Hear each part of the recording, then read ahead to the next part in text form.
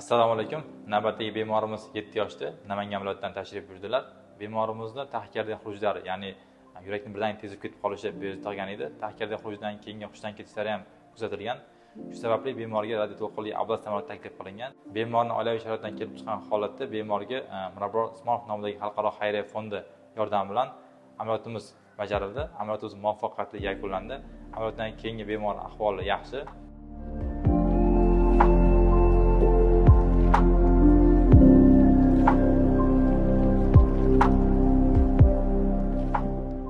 Assalomu alaykum yurtdoshlar, biz Namangan viloyati To'raqon tumanidan keldik. Meni o'g'limda yurakda muammolari bor edi. Bizga shu Ezgu Niyat klinikasini tavsiya qilishdi.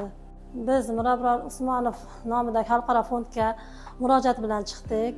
Ular bizga katta yordam berishdi. Hammasi haqiqat ekan.